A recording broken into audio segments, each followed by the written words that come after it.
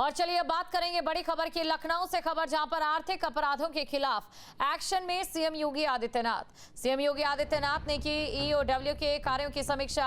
आर्थिक अपराधों पर कार्रवाई और तेज करने के आदेश, लंबित मामलों के त्वरित निस्तारण पर जोर, तकनीक आधारित जांच प्रणाली को मजबूत करने के निर्देश, वांटेड आरोपियों पर सख्त कार्रवाई के निर्देश। तो ये बड़ी खबर आपको बता रहे हैं। जागरूकता अभियान को और व्यापक बनाने पर भी जोर। तो सीएम योगी आदित्यनाथ ने की ईओडब्ल्यू के कार्यों की समीक्षा। आर्थिक अपराधों पर कार्रवाई और तेज करने के आदेश दिए गए, लंबित मामलों के त्वरित निस्तारण पर जोर।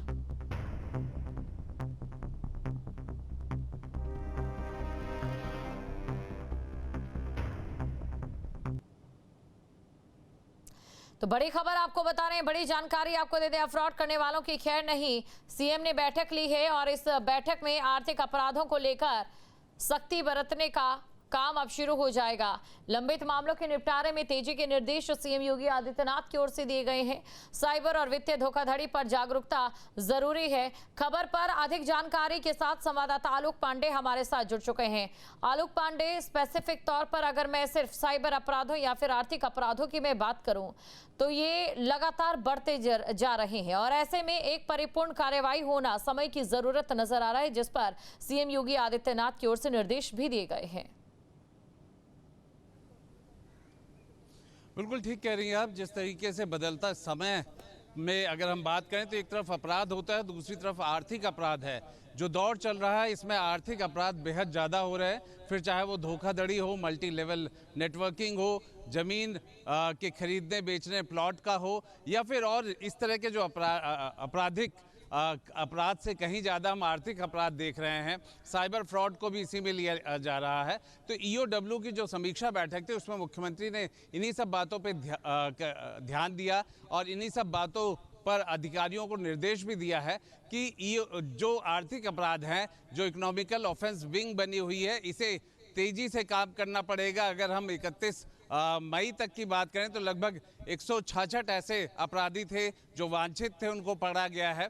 तो एक आंकड़े के तौर पर अगर हम देखें तो ईओडब्ल्यू को लेकर के उन्होंने बेहद इसमें काम करने के लिए और ख़ासतौर पर तेज़ी दिखाने के लिए बात कही है, क्योंकि उत्तर प्रदेश एक बड़ा क्षेत्रफल है, एक बड़ी यहाँ पॉपुलेशन है। उसके साथ अगर साइबर फ्रॉड की बात करते हैं, धोखाधड़ी की बात करते हैं, वो एक बड़े पैमाने पर पिछले कुछ सालों से लगातार बढ़ रहा है। आर्थिक अपराध की जो संख्या है वो लगातार बढ़ रही है। हम एफआईआर की अगर संख्या में देखें तो आर्थिक अपराध जो है वो कहीं ज़्यादा एफआईआर के रूप में नज़र आ रहा है। और यही वजह है कि मुख्यमंत्री की ये चिंता भी है कि ईओडब्ल्यू को और बेहतर करना होगा, अपने आप को टेक्नोलॉजी से युक्त करना होगा और जो आर्थिक अपराध से जुड़े एफआईआर हैं या मामले हैं उन पर बड़ी गंभीरता के साथ कार्रवाई करनी होगी, साक्ष्य इकट्ठा करना होगा और सबूतों के साथ उन्हें कोर्ट में कैसे सजा दिलाया जाए, इन सब चीज़ों को लेकर के काम करना होगा। तभी जाकर के आर्थिक अपराध पर काबू पाया जा सकेगा। और यही मुख्यमंत्री ने इस समीक्षा बैठक में कहा भी और यही जो प्रेजेंटेशन था